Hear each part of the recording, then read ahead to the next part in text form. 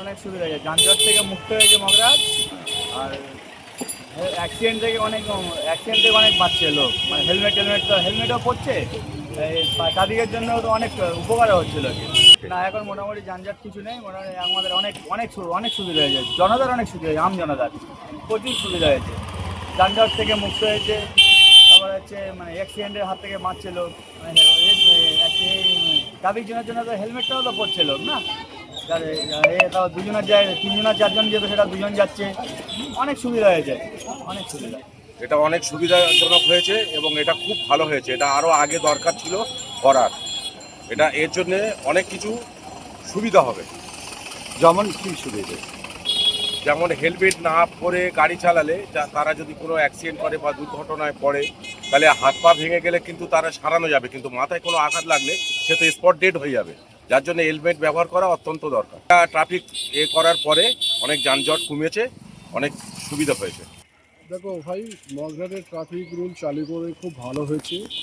অনেকটা যানজট নিয়ন্ত্রণ করছে থানা, বিডিও প্রশাসন থেকে খুব সহযোগিতা দিয়েছে। কিন্তু বাস্তব পরিস্থিতি তো মানতে হবে, এত জনসংখ্যা বেড়েই যাচ্ছে।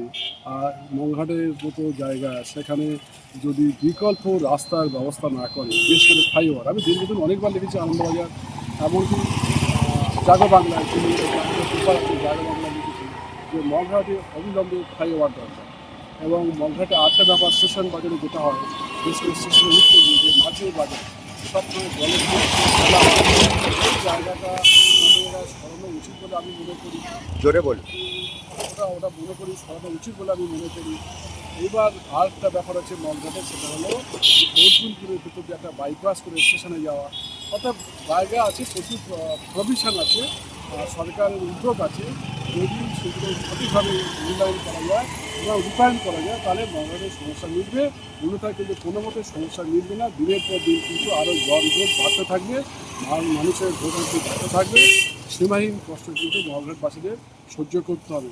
বিশেষ করে তুমি দেখো না, বর্ষাকালে যখন বৃষ্টি আসে, হাঁটু পর্যন্ত জল, কোনো বিকল্প রাস্তা নেই গাড়িতে ওঠা ছাড়া, তাহলে হাঁটু পর্যন্ত জল দিয়ে তোমাকে পথ চলাচল করতে হবে। কী কষ্ট বলো তো? কি চাচ্ছেন এখন?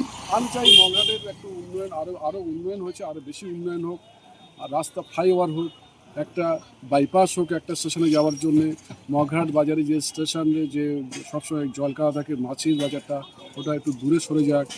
এবং সেই সঙ্গে আরেকটু বলবো, মগরাহাট স্টেশনটা যদি একটা মগরাহাট লোকাল পাওয়া যায়, বিশেষ করে সকালের দিকে, এটা আমাদের প্রশাসনের দিকে আমার অনুরোধ যে কেন্দ্রীয় সরকারকে চাপ দিক, রেল মিনিস্টারকে চাপ দিক, যাতে সকালের দিকে একটা হয়, আমরা মগরাহাট লোকাল পাই।